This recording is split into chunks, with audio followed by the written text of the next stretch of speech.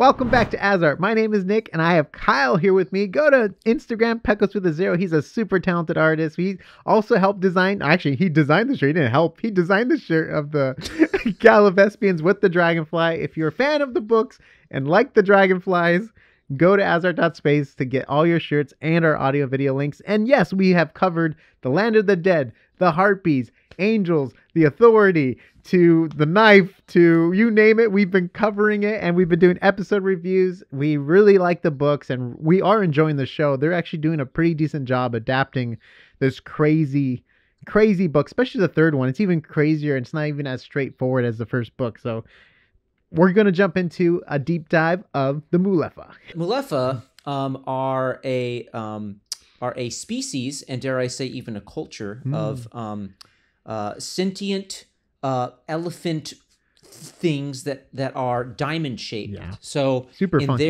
In the Mulefa world, things did not evolve with a single spinal column with quadrupedal movement as we know it, right?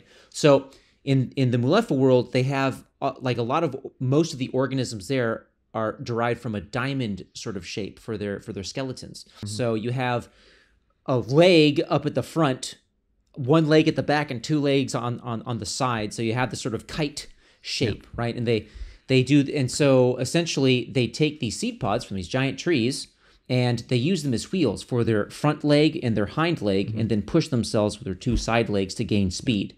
And they have created these causeways around their world in order to get around, which is it's pretty sick. They're like these elephant type things, or they're described as sort of like elephantine because they have these trunks and stuff. And it's pretty sick. It's pretty sick. They're really connected to dust too. They can physically see dust around people. So they definitely have they call it the shraff. Is it shruff? The shruff. Yeah. The shruff. Thank you. Yeah. Yeah. And it's really bizarre too, because they're like, you can't see it, you can't see the shruff, like, and then it's like it's almost used like in every sentence, whatever they say it so much, you know what I mean, because they see it all over the place. And it's really, and what's also cool too is the oil that they use for their seed pods, or the oil that comes from the seed pods too, is like gleaming or like totally full of dust too, you know what I mean? So wow, because that's what she uses with the amber spyglass. She puts the oil on, right, so she can makes see the lacquer. dust. It's really cool. They're really intelligent. They're able to pick up the English language pretty quickly. I think in 2 weeks. I mean, think about it. I think Mary Malone's only there for like 2 weeks, maybe even less. And they have complex ropes that they can tie together with other. They like do weaving stuff with their trunks. Like they're really smart, I guess more innately into Earth, or like they're really one with their planet almost. Because they make huts. They're not like building cities and stuff. They're more tribal. Would that be more, or more nomadic maybe? I think because that's the thing. You also mentioned, by the way, everyone, I have yet to watch like the last 4 episodes now. So I've read the books and stuff, but so this I'm is basically going off of the book. This is all off of book stuff. So I don't know if I'd call them nomadic, because if I remember correctly, don't they have like huts? You're right. Built, yeah, they have like a sort of village. Yeah, they kind of have a village. And what's cool about this world too is everything has a diamond shape. Even the birds of prey that attack them are diamond shaped too. And they actually look like sails because of the way they fly. They're almost like horizontal, right? Yeah. And they look like it's sails. like their entire bodies are like airfoils, kind of. Yeah. And it's like one of those illusions things. And then one of the things that they treasure, the seed pods, come from these giant trees. And they're like huge trees, like bigger than like the redwoods. And they're able to see that the world's dying because they can physically see the dust leaving. And they're just incredible, very open and friendly creatures. They don't attack anyone. They're very open to when Will and Lyra are there too. Spoilers, just in case in the book, Will and Lyra end up in that world, which you'll probably see too. But even when they see them, it's more of like a greeting, and they can see the dust emulating. But it's one of those things too. They can see this as a conscious like creature. Like, they, like when they see humans, like if it's obviously like a polar bear, they would probably be a lot more worried about it because they can't see the dust. Like, oh, they probably can't communicate with this creature and stuff like that. So Really cool creatures. So they have paved roads, which is really sick in their world because of the seed pods. Basically, they Yeah. travel in packs or herds, I guess you can say, when they ride around.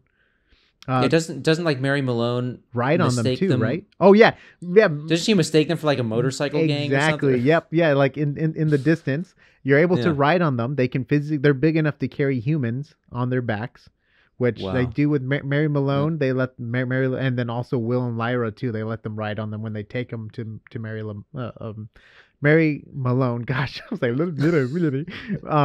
And then the other thing that was really cool about them was they're very clumsy without the seed pods. They Yeah. evolved with the seed pods almost. You know what I mean? Like they're so one with them. They cherish these seed pods so much. They really take care of them. And because once it breaks, it's like a whole process to get it nice and smooth again for them to use and all this. So they really cherish the whole seeds pods. They're very weird when they walk without them because the way they like evolve.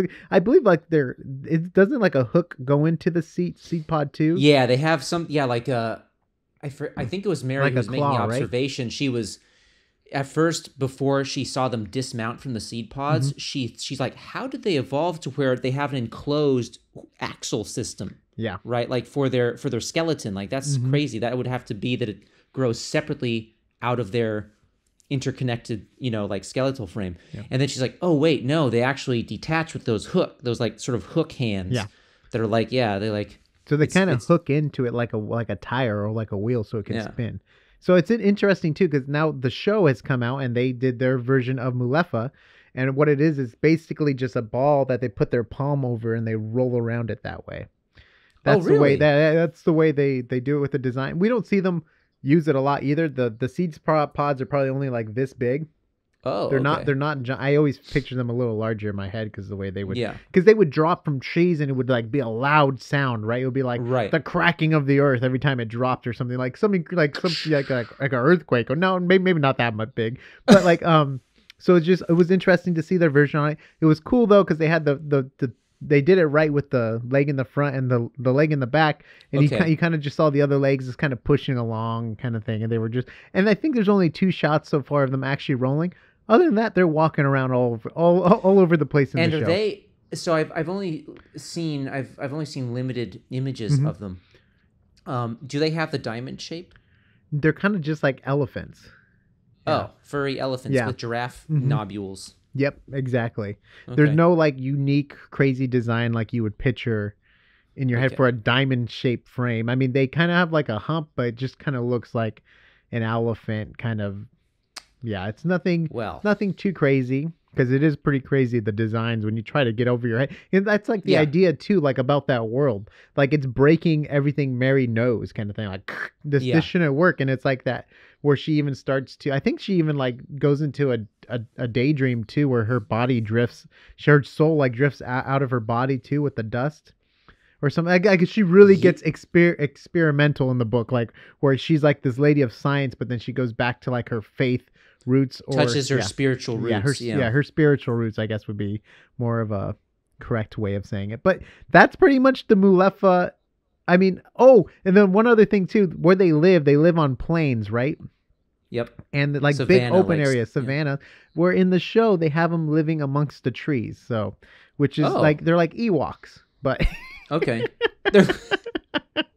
But so it's just an interesting take because it's cool though because like they made it look like fallen trees were like kind of the roadways where they kind of ride it like ramps, it looks like, to different things. But anyways, you do what you can for the show and you can do your best to interpret it, and that's what they did. But if you really want to experience it for yourself, I highly recommend reading the books, getting the audiobooks, and just experiencing the story for yourself. There's just something about the way they're described in the book where you could use your own imagination to imagine what these awesome creatures look like. So, any final words, Kyle, before we sign off? Why the blue markings? Oh yeah, that is interesting. Yeah, I mean, I almost see it like in the design meetings, like just right? basically just like, all right, so we got these guys, they look pretty cool, like, but we need something that makes them look more alien, more otherworld, right? And it's like, put some blue in there.